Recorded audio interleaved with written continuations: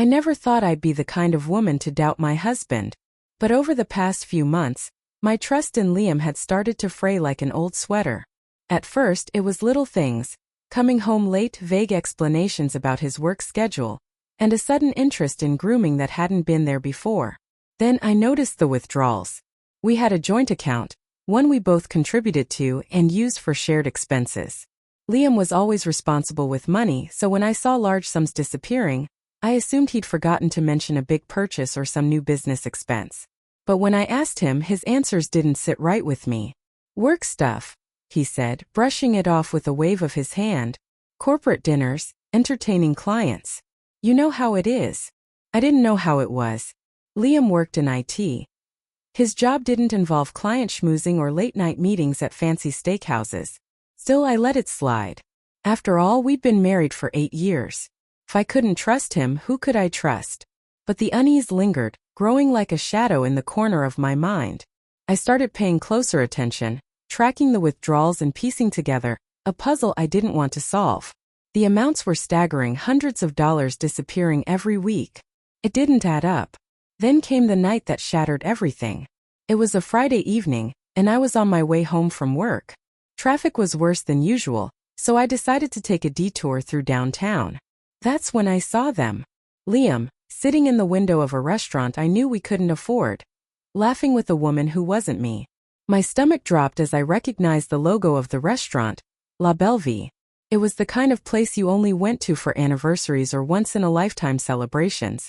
Liam and I had joked about how out of our league it was, yet here he was looking completely at ease in his tailored suit, holding a glass of wine, and leaning toward her like she was the most fascinating thing in the world. I pulled over, heart pounding so hard it felt like it might break through my ribs. My first instinct was to storm in and demand answers, but something stopped me. I didn't want to give him the satisfaction of seeing me broken. If he thought he could lie to me, steal from me, and flaunt his affair so brazenly, he was about to learn how wrong he was. Taking a deep breath, I parked the car and walked into the restaurant. The hostess greeted me with a warm smile, but I barely noticed. My eyes were locked on Liam and the woman. She was stunning, with sleek blonde hair and a designer dress that probably cost more than our mortgage. She laughed at something he said, tossing her hair over her shoulder, and I wanted to scream. Instead, I put on my best smile and approached the hostess. "Table for one, please," I said, my voice steady despite the storm raging inside me. "Of course. Right this way." As she led me through the restaurant, I made a point of walking past Liam's table. I could feel his eyes on me, but I didn't acknowledge him. I slid into a booth a few tables away, angled just enough to keep them in my peripheral vision. For the next hour I watched as he poured her wine, as she reached across the table to touch his hand, as they shared a dessert I'd never even heard of. Every moment felt like a knife to the chest, but I refused to let it show. When the waiter came to take my order, I asked for the most expensive dish on the menu, a glass of champagne and dessert. If Liam wanted to spend our money in this place, I would too. I waited until they were about to leave. When Liam pulled out his wallet to pay, I stood up and walked over to their table. His face went pale the moment he saw me, and for a brief second I thought he might faint. "Oh, Liam," I said sweetly, ignoring the woman's confused expression. "Fancy seeing you here. And who's this?" He stammered, his usual charm replaced by panic. This is a colleague." "Colleague?" I repeated, raising an eyebrow. I turned to her and extended my hand. "Hi, I'm his wife. You must be one of those clients he's been entertaining." Her face turned as red as the wine in her glass. "Wife?" "Yes, wife," I said, my voice sharp now. "You know, the one whose money he's been using to fund these little outings." Liam tried to interrupt, but I wasn't done. "It's funny, isn't it? How he always said this place was too expensive for us, yet here he is living it up like a king." The restaurant had gone quiet. Every eye was on us, and I reveled in Liam's discomfort.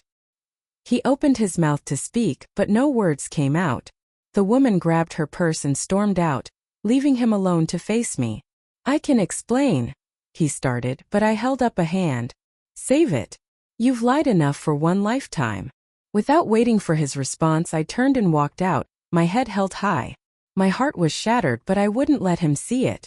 As I stepped into the cool night air, I felt a strange sense of relief. The truth was ugly, but at least now I knew. And Liam? He could enjoy his expensive dinners alone. The air outside the restaurant was cold, biting against my skin, but it was nothing compared to the chill in my heart. I walked to my car slowly, the clicking of my heels against the pavement the only sound accompanying my thoughts. My mind raced, replaying every moment, every excuse Liam had given me over the past few months. It all made sense now. The late nights, the work expenses, the sudden distance between us. I climbed into the driver's seat and sat there, gripping the steering wheel so hard my knuckles turned white. A part of me wanted to cry, to let the anger and betrayal pour out of me in a flood of tears. But another part, the stronger part, refused. Crying felt like admitting defeat, and I wasn't ready to give Liam that satisfaction. Instead, I turned the key in the ignition and drove home, my mind already formulating a plan. When I got back to the house, it felt like stepping into a stranger's life. Everything was too familiar, yet completely foreign. The pictures on the wall, the smell of Liam's cologne lingering in the hallway, even the couch where we used to sit together and talk about our day. It all felt tainted now. I walked through the house methodically, like I was taking inventory of what was mine and what was his. I didn't sleep that night. Instead, I sat at the kitchen table with my laptop, poring over bank statements and emails, looking for more evidence of his betrayal. The withdrawals from our account were just the beginning. There were credit card charges I didn't recognize, hotel bookings in cities Liam had never mentioned visiting, and even a few receipts for gifts, jewelry and perfume I'd never received. Each discovery was like a slap in the face, but I didn't stop. I needed to know the full extent of his lies. By the time the sun rose, I felt like a shell of myself. The woman who had gone to bed with a husband she thought she knew was gone, replaced by someone colder, harder, and more determined. Liam wasn't just unfaithful. He was a thief, stealing not just money but time, trust, and love. And I wasn't going to let him get away with it. When Liam came home that morning, his suit wrinkled and his tie undone, I was ready for him. He looked surprised to see me sitting at the kitchen table, sipping coffee like I'd been waiting for him all night. "Morning," I said casually, as if nothing had happened. He froze in the doorway, his eyes darting to the stack of papers in front of me. "What's all this?" "Oh, just a little research," I said, pushing the bank statements toward him. I thought it was time I got a clearer picture of our finances. Imagine my surprise when I found out just how much you've been spending on work expenses. His face turned pale and he stammered, "I can explain." "Save it," I said, cutting him off. "I saw you last night, Liam." At la belle vie.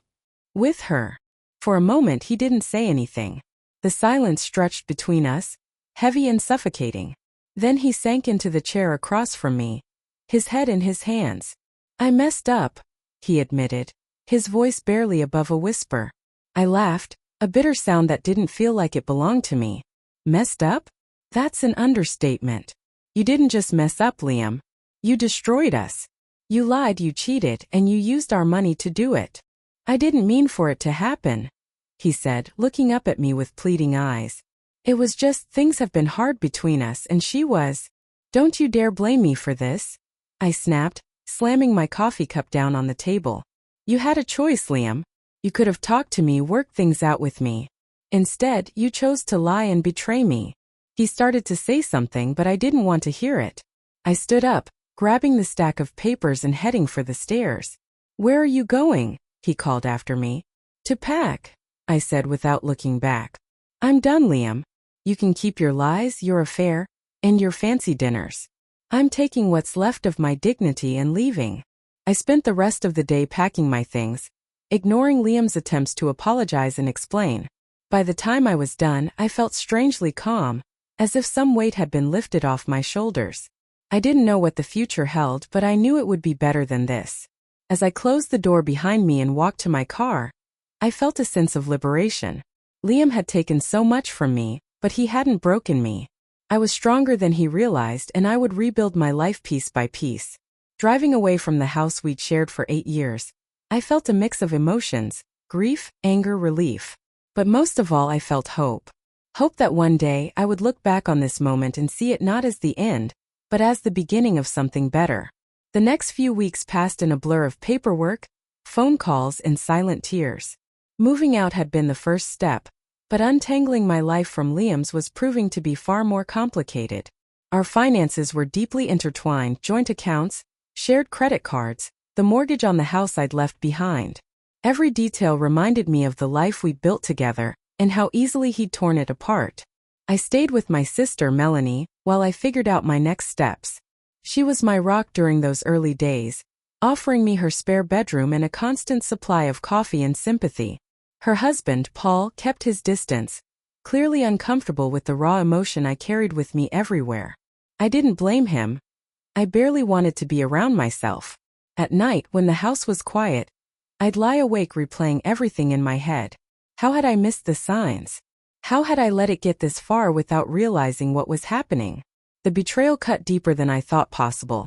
Not just because of Liam's actions, but because of what it said about me. I trusted him completely, and he'd used that trust against me.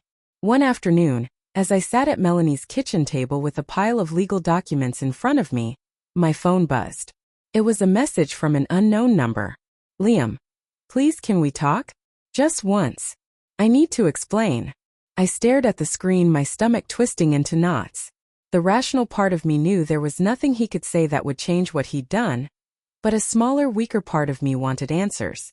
I needed to know why he'd thrown everything away. Against my better judgment, I typed back a single word: "Fine." We agreed to meet at a park halfway between Melanie's house and the city. It was a neutral place, public enough that I didn't have to worry about being alone with him. When I arrived, Liam was already there, sitting on a bench with his hands clasped tightly in his lap. He looked up as I approached, and for a moment I saw the man I'd fallen in love with, the one who used to make me laugh until I cried, who held me close on stormy nights, who promised to love me forever. But that man was gone, replaced by someone I barely recognized.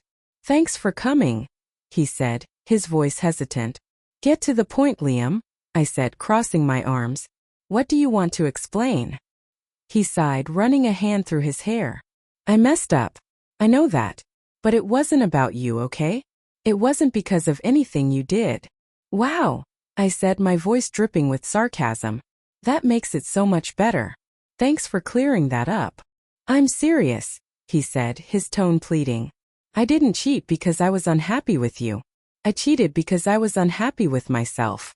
Work's been stressful, I felt like a failure, and she—" "Don't," I interrupted, my voice sharp. "Don't you dare try to justify this by blaming your insecurities. If you were struggling, you should have talked to me.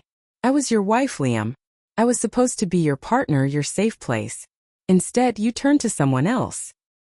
He looked down at his hands, unable to meet my eyes. "I know," he said softly.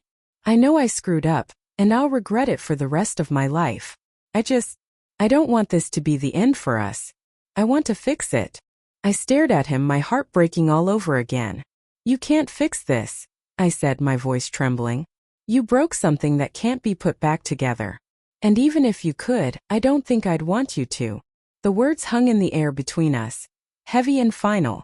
For a moment I thought he might argue, might try to convince me that we could rebuild what we'd lost. But instead he just nodded, his shoulders slumping in defeat. "I'm sorry," he said, his voice barely above a whisper. "I know," I said, turning to leave. "But it's not enough." As I walked away, I felt a strange mix of emotions. There was sadness, of course, and anger, but also a sense of closure. For the first time since this nightmare began, I felt like I could breathe again. Liam's apology didn't change anything, but it gave me the peace I needed to move forward. Over the next few months, I focused on rebuilding my life. I found a small apartment in the city, started seeing a therapist, and threw myself into my work. It wasn't easy. There were days when the loneliness felt unbearable, when I questioned whether I'd made the right choice. But slowly I began to heal. One evening, as I was unpacking a box of old photos, I came across a picture of Liam and me on our wedding day. We looked so happy, so full of hope for the future. For a moment I considered throwing it away, but instead, I put it back in the box. It was a part of my story, a reminder of where I'd been and how far I'd come. I wasn't the same person I'd been when I married Liam. I was stronger now, wiser, and more aware of my own worth. Liam had taken so much from me, but he hadn't taken everything. I still had my dignity, my resilience, and the knowledge that I deserved better. And that was enough. Life moved on, but it wasn't the same.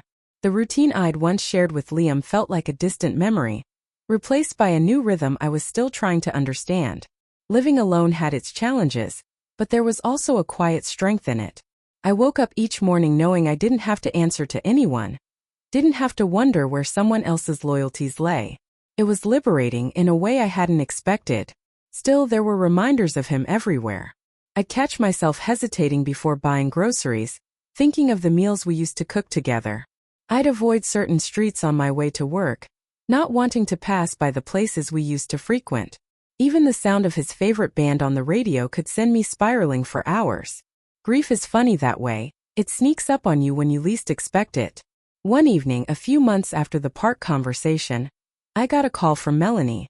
She had been my rock through everything, but her voice that night held an edge of excitement I hadn't heard in a long time. "I've got something for you," she said, practically buzzing through the phone. "What is it?" I asked, intrigued despite myself. "A chance to get out of the house and do something fun. There's a new art exhibit downtown and I thought it might be nice to go together. Paul can watch the kids. It's been too long since we had a girls' night." I hesitated. The idea of being out in the world surrounded by people felt daunting. But I knew she was right. I couldn't keep hiding in my apartment, nursing my wounds. "Okay," I said finally. "Let's do it." The exhibit was held in a trendy gallery space, all high ceilings and minimalist decor. The art was abstract, vibrant splashes of color and texture that seemed to pulse with energy. As we wandered through the rooms, I felt a strange sense of peace. The chaos of the paintings mirrored the chaos in my own life, but there was beauty in it too. A reminder that something broken could still be worth looking at. Melanie nudged me as we reached the last room. "That guy over there keeps looking at you," she whispered, nodding toward a man standing near a sculpture. I glanced over, my heart skipping a beat. He was tall, with dark hair and a thoughtful expression as he studied the piece in front of him. When our eyes met, he smiled. A small, hesitant smile that felt genuine. "Go talk to him," Melanie urged, giving me a gentle push. "No way," I said, laughing nervously. "I'm not ready for that." "You don't have to marry him," she said with a grin. "Just say hello." Against my better judgment, I walked over, my palms sweating. "Beautiful, isn't it?" he said, gesturing to the sculpture as I approached. "Yeah," I said, glancing at the twisted metal and glass. "It's chaotic, but in a good way." "Like life," he said with a chuckle. I smiled, surprised at how easy it was to talk to him. His name was Ethan, and he was an artist, though he insisted he was still figuring things out. We talked for what felt like hours, moving from one piece to the next, until Melanie appeared with an apologetic look. "Sorry to interrupt, but the babysitter just called," she said. "No problem," I said, turning back to Ethan. "It was nice meeting you." "Likewise," he said, pulling out a small card. "If you ever want to see more chaotic art, give me a call." I took the card, unsure if I'd ever use it, but the encounter left me smiling for the first time in months. Back at home, I stared at the card for a long time before tucking it into a drawer. I wasn't ready for anything new, but the idea that someone saw me, not as a broken woman, but as someone worth talking to, meant more than I realized. The weeks that followed were a mix of small victories and setbacks. I started going out more, reconnecting with old friends and finding new hobbies to fill the void Liam had left. I took up yoga, something I'd always wanted to try but never had the time for. I signed up for a cooking class and discovered a love for making elaborate desserts. Slowly, the pieces of my life began to fall into place. One evening, as I was sorting through old boxes, I found a journal I hadn't touched in years. Flipping through its pages, I saw the dreams and plans I'd written down long before Liam had come into my life. Travel to Europe, learn Italian, write a book. They were all things I'd pushed aside in the name of practicality, in the name of us. It was time to start saying yes to myself again. I booked a solo trip to Italy, something I'd always wanted to do but had never dared. As the departure date approached, I felt a mix of excitement and fear. What if it didn't live up to my expectations? What if I felt even lonelier thousands of miles from home? But the moment I stepped off the plane in Rome, those fears melted away. The city was alive, its streets buzzing with energy and history. I spent my days wandering through ancient ruins, sipping espresso at tiny cafes, and getting lost in winding alleyways. One afternoon, while visiting an art gallery, I thought of Ethan and his card. I hadn't called him, but something about the chaotic beauty of the paintings reminded me of our conversation. It was a bittersweet memory, a reminder of how far I'd come and how much further I had to go. By the time I returned home, I felt lighter, freer. The trip hadn't fixed everything. Healing is never that simple, but it had reminded me of something important. I was capable of building a life that was mine on my terms.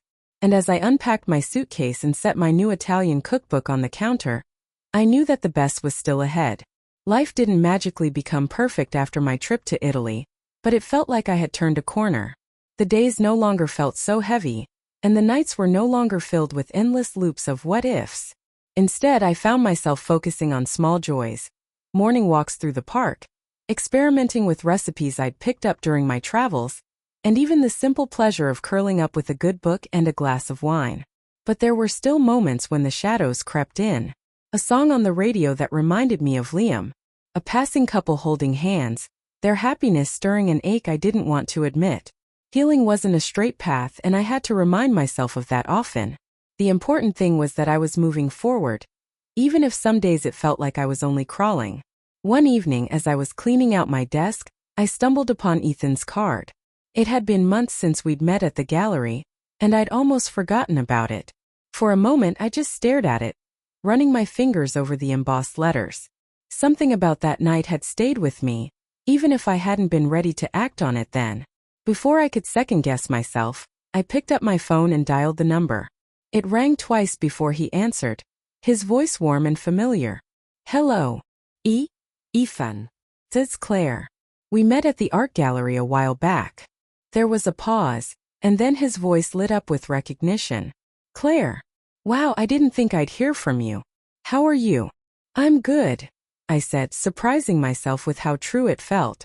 "I was just going through some old things and found your card. Thought I'd see if the offer to check out more chaotic art still stands." "It absolutely does," he said, his enthusiasm contagious. "How about this weekend? There's a new exhibit opening at the Downtown Cultural Center. I think you'd like it." We made plans to meet that Saturday, and as I hung up the phone, I felt a nervous flutter in my chest. It wasn't a date, not really, but it was something. A step forward. When Saturday came, I found myself standing outside the cultural center, my heart racing as I scanned the crowd. Ethan spotted me first, waving from the steps. He looked just as I remembered, calm, confident, and with an easy smile that instantly put me at ease. "Glad you made it," he said as we walked inside. "Me too," I admitted, glancing around at the vibrant displays. The exhibit was eclectic, a mix of modern installations and traditional pieces, and we wandered from room to room, sharing thoughts and observations. Ethan had a way of seeing things that surprised me, pointing out details I would have missed on my own. As the evening went on, our conversation drifted from art to life. He told me about his struggles as an artist, the rejections and self-doubt he'd faced, and I shared some of my own experiences. It felt natural, easy in a way I hadn't expected. After the exhibit, we grabbed coffee at a nearby cafe, and before I knew it, hours had passed. By the time we said goodbye, I felt lighter, as if some invisible weight had been lifted. From that day on, Ethan and I started seeing each other more often. It wasn't a whirlwind romance. It was slower, more cautious, as if we were both afraid of rushing into something we weren't ready for. But there was comfort in the way we connected, in the way he listened and made me feel seen. For the first time in a long time, I felt like I wasn't just surviving, I was living. I started painting again, something I hadn't done in years, inspired by Ethan's passion for his work. We'd spend afternoons in his studio, him working on a sculpture while I played with colors and textures, laughing over our mistakes and celebrating our small victories. But even as things with Ethan grew, there was still a part of me that hesitated. I didn't want to repeat the mistakes of the past, didn't want to give my heart to someone who might break it. And Ethan, to his credit, never pushed. He understood my need for space, for time, and he gave it freely. One evening, as we sat on his balcony watching the sunset, he turned to me with a thoughtful look. "Claire," he said softly, I know you've been through a lot and I don't want to rush you, but I also don't want you to think I'm going anywhere. I'm here, for as long as you'll have me. His words hit me like a wave, and for a moment I couldn't speak. All I could do was reach for his hand, holding it tightly as tears welled in my eyes. Thank you, I whispered, my voice barely audible. It wasn't a declaration of love, but it was something. An acknowledgement of the connection we built, the trust that was slowly growing between us. As the months went by, Ethan became a steady presence in my life, not as a replacement for what I'd lost, but as a reminder of what I could gain. He taught me that love didn't have to be perfect to be real, that it could be messy and complicated and still worth fighting for. And one day, as I stood in my little apartment, staring at the life I'd built from the ruins of my past, I realized something important. I wasn't just healing, I was thriving. The journey hadn't been easy, and there were still scars I carried with me. But for the first time, I felt like I was exactly where I was meant to be. And that was more than enough. Ethan's presence in my life felt like a steady current. Not overwhelming but always there, quietly pulling me forward. Our relationship wasn't dramatic or filled with grand gestures. It was built on small moments of connection, shared laughter, and an unspoken understanding of each other's scars. He never asked me to talk about Liam or the betrayal that had shattered my world, but he also didn't shy away from it when I brought it up. It was one of the things I appreciated most about him. His ability to listen without judgment, to hold space for my pain without trying to fix it. As time went on, my life began to feel fuller, richer in ways I hadn't expected. I threw myself into my painting, rediscovering a passion I'd abandoned long ago. Ethan encouraged me every step of the way, even going so far as to set up a small corner of his studio for me to work in. It became our sanctuary, a place where we could lose ourselves in creation and forget about the outside world for a while. One evening, as we worked side by side, Ethan broke the comfortable silence with a question. Have you ever thought about showing your work? I looked up from the canvas I'd been working on, surprised. Showing it where? At a gallery, he said, leaning back to study the piece in front of him. You've got real talent, Claire. People should see it. The idea made me laugh, though not unkindly. I'm not sure I'm ready for that. This is just, for me, you know. Ethan nodded, but I could see the wheels turning in his mind. Just think about it, he said. You've got something special. Don't hide it. The conversation stayed with me long after that night. And though I wasn't ready to share my work with the world, it planted a seed of possibility. Maybe, just maybe, there was more to my art than I'd allowed myself to believe. As the seasons changed, so did I. The bitterness and anger I'd carried after leaving Liam began to fade, replaced by a quiet acceptance. I no longer felt the need to avoid certain places or dwell on what had been. Instead, I found myself focusing on the present, on the life I was building and the people who were part of it. Melanie, ever the protective sister, had her reservations about Ethan at first. She worried that I was moving too fast or that I might end up hurt again. But as she got to know him, her concerns melted away. He's good for you, she admitted one afternoon as we sipped coffee on her back porch. I can see it in the way you talk about him. You're happier now, Claire. Lighter. I think I am, I said, surprising myself with the realization. It's not just him, though. It's everything. For the first time, I feel like I'm living my life for me. Melanie smiled, reaching over to squeeze my hand. You deserve that. Her words stayed with me, a quiet affirmation that I repeated to myself in moments of doubt. I deserve this happiness, this freedom, this new chapter. And as the months turned into a year, I found myself dreaming again. Not just of the life I had now, but of what it could become. It was Ethan who pushed me to take the next step, though he did it in his typical unassuming way. One afternoon, as I worked on a new painting, he casually mentioned an upcoming open call exhibit at a local gallery. They're looking for emerging artists, he said, handing me the flyer. You should submit something. I stared at the flyer, my heart racing. The thought of putting my work out there for others to see was terrifying, but there was a spark of excitement too. What if they hate it? I asked, voicing my biggest fear. Then they hate it, Ethan said with a shrug. But what if they love it? His words stuck with me, and after much deliberation, I decided to take the plunge. I submitted 3 pieces, expecting nothing but hoping for the best. When the acceptance email arrived a few weeks later, I was so shocked I had to read it twice. The night of the exhibit was a blur of nerves and excitement. Melanie came with me, along with a few friends I'd made through my cooking class. Ethan was there too, standing by my side with quiet pride as people stopped to admire my work. "This is just the beginning," he said softly as the night wound down. And he was right. That exhibit opened doors I hadn't even known existed. It led to more opportunities, more confidence in my abilities, and a growing sense of purpose. Painting wasn't just a hobby anymore.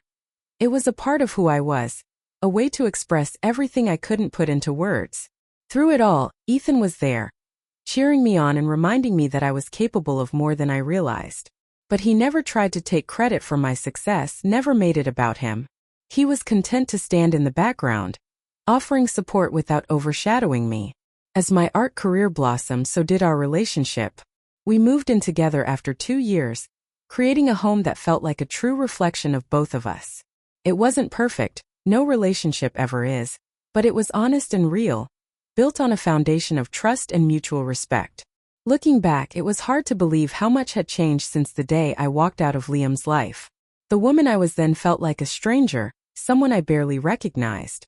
But I carried her with me, a reminder of how far I'd come and how much I'd grown. And as I stood in my studio one sunny afternoon, surrounded by canvases and the hum of possibility, I realized something important. I was happy. Not in the fleeting, conditional way I'd once been, but in a deep, enduring way that came from knowing who I was and what I wanted. It wasn't the life I'd planned, but it was the life I'd chosen. And that made all the difference. The years rolled on like a steady river, carrying me through a life I never could have imagined during those dark days after Liam. My art became more than just a career. It was my sanctuary.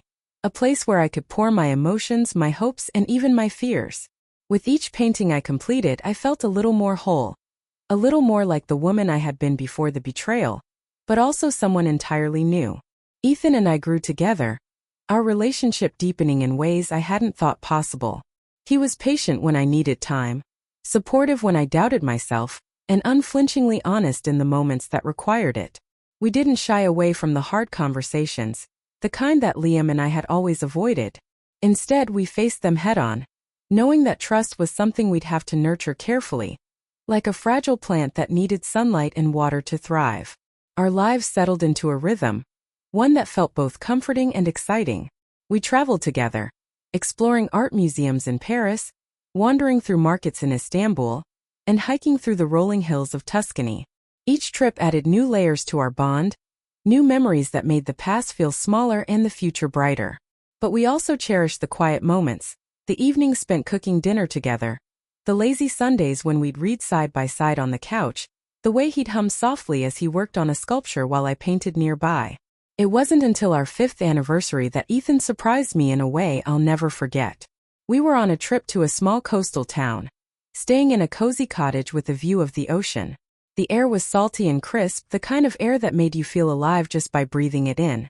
One evening, as the sun dipped low on the horizon, painting the sky in shades of gold and pink, Ethan led me down to the beach. We walked in comfortable silence, the waves lapping at our feet. Then he stopped, turning to face me with an expression that was both serious and full of warmth. "Claire," he began, his voice steady but thick with emotion. "When I met you, I saw someone who had been through hell and come out stronger. You've taught me so much about resilience, about love, about what it means to truly live. Being with you has been the greatest gift of my life." Before I could respond, he reached into his pocket and pulled out a small box. My breath caught in my throat as he knelt down in the sand, opening the box to reveal a simple but stunning ring. "I don't want to just share a home with you," he said, his voice breaking slightly. "I want to share a life. Will you marry me?" Tears filled my eyes as I nodded, unable to speak. When I finally found my voice, it came out as a whisper. "Yes. 1,000 times yes." The next few months were a whirlwind of planning, but we kept the wedding simple, just as we'd both wanted. It was held in the backyard of our home, surrounded by friends and family, with twinkling lights strung through the trees and the scent of blooming flowers in the air. Melanie was my maid of honor, of course, and Paul gave a heartfelt toast that left everyone in tears. As I stood there that day, hand in hand with Ethan, I couldn't help but think about the journey that had brought me to this moment. There had been so much pain, so much doubt, but it had all led me here. To a love that felt honest and true, to a life that felt deeply my own. Marriage didn't change us in dramatic ways, but it deepened the quiet intimacy we'd built together. We continued to grow as individuals, supporting each other's dreams while creating new ones together. My art career flourished, and Ethan's sculptures began to gain recognition as well. We even collaborated on a few pieces, merging our styles into something neither of us could have created alone. A few years later, we welcomed our daughter into the world. A tiny, perfect being who turned our lives upside down in the best possible way. Parenthood was a challenge, no doubt about it, but it was also a joy unlike anything I'd ever known. Watching Ethan hold her for the first time, his face a mix of awe and tenderness, I realized how far I'd come from the woman who once doubted if she'd ever be able to trust again. Life wasn't without its struggles. There were sleepless nights, creative dry spells, and moments when the weight of responsibility felt overwhelming. But we faced it all together, leaning on each other in the hard times and celebrating the good ones. As the years turned into decades, I often found myself reflecting on the path that had brought me here. There were still scars from the past, faint reminders of the pain I'd endured, but they no longer defined me. Instead, they were part of the tapestry of my life, woven in with the joys, the triumphs, and the moments of quiet contentment. Ethan and I grew old together, watching our daughter carve out her own life, her own dreams. On our 25th wedding anniversary, we returned to that same coastal town where he'd proposed, walking along the beach hand in hand as the sun set over the water. "I never thought life could be this good," I said softly, leaning my head against his shoulder. "Me neither," he replied, his voice filled with the same warmth that had drawn me to him all those years ago. And as we stood there, with the waves gently rolling in and the sky ablaze with color, I realized that the life I'd built, the love I'd found, was more than I'd ever dared to hope for. It wasn't perfect, but it was real. And that was all I'd ever wanted. The years continued to pass, carrying with them the ebb and flow of life's joys and challenges. Ethan and I settled into a rhythm that felt like the gentle hum of a well-tuned instrument. Our days were a mixture of creativity and companionship, our nights filled with whispered conversations and laughter that echoed in the quiet of our home. We had built something sturdy and beautiful together, a life that felt earned and cherished. Our daughter Lily grew up faster than I could have ever imagined. One moment, she was a curious toddler clutching crayons and asking a million questions, and the next, she was a teenager with a sharp wit and a passion for music. Watching her discover herself was both exhilarating and bittersweet. She had Ethan's quiet determination and my streak of stubborn independence, a combination that made her unstoppable, but occasionally difficult to manage. Parenthood wasn't always easy, but it was the most rewarding journey of my life. There were late nights spent comforting her after a tough day at school, long talks about her dreams and fears, and moments of pure pride as I watched her perform in school concerts or bring home her first piece of published writing. She had an artist's soul, much like her parents, but her medium was words. Her stories were vivid and poignant, filled with the kind of insight that only comes from seeing the world through a unique lens. Ethan and I encouraged her every step of the way, though we were careful not to push. We wanted her to find her own path, to carve out a life that was wholly hers. As she prepared to leave for college, I found myself grappling with a mix of emotions: pride, sadness, and a touch of fear. She was ready to take on the world, but letting her go felt like giving away a piece of my heart. On the day we dropped her off at her dorm, Ethan squeezed my hand as we walked back to the car. "She's going to be amazing," he said, his voice steady but filled with emotion. "I know," I replied, though tears blurred my vision. "But I'm going to miss her so much." He pulled me into a hug, holding me close as we stood in the parking lot. "We did good, Claire. She's ready because of us." His words stayed with me as we drove home, the quiet of the car a stark contrast to the laughter and music that usually filled our road trips. The house felt emptier without Lily, but it also felt like a new chapter for Ethan and me.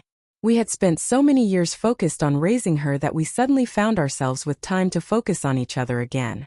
We started traveling more, revisiting some of the places we had loved in our younger years and discovering new ones. We hiked through the Scottish Highlands, sailed along the coast of Greece, and spent long afternoons wandering through tiny villages in Provence. Each trip felt like a celebration of the life we had built, and the love that had carried us through every challenge. But life, as always, was not without its trials. There were health scares and moments of doubt, times when the weight of aging felt heavier than we expected. Ethan's hands, once so steady and strong, began to ache from years of sculpting, and he eventually had to slow down his work. It was a difficult adjustment for him, but he found new ways to express his creativity, turning to sketching and teaching instead. For me, the challenges were more internal. As the years went on, I found myself reflecting on my past more often, on the choices that had led me to this point. There were moments when the old pain resurfaced, fleeting but sharp, reminding me of the wounds that had once defined me. But they no longer held the same power over me. Instead, they felt like echoes of a life I had left behind, a reminder of how far I had come. One winter evening, as Ethan and I sat by the fire, sipping tea and watching the snow fall outside, he turned to me with a thoughtful expression.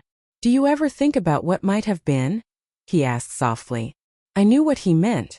We had talked about our pasts before, about the twists and turns that had brought us together. But this time his question felt different, more reflective than wistful. "Sometimes," I admitted, setting my mug down. "But not in the way I used to. I don't regret anything anymore. Every step, even the painful ones, brought me here. To you. To this life." He nodded, a small smile playing at the corners of his mouth. "I feel the same way. It's strange, isn't it? How the hardest moments can lead to the best things." We sat in comfortable silence for a while, the warmth of the fire wrapping around us like a blanket. In that moment, I felt a deep sense of gratitude, not just for Ethan, but for the life we had created together, the love that had grown stronger with every passing year. As the snow continued to fall outside, I thought about all the chapters of my life, the heartbreak, the healing, the joy, and the growth. Each one had shaped me, adding depth and texture to the person I had become. And though there were still uncertainties ahead, I knew that I was ready to face them, hand in hand with the man who had taught me what love could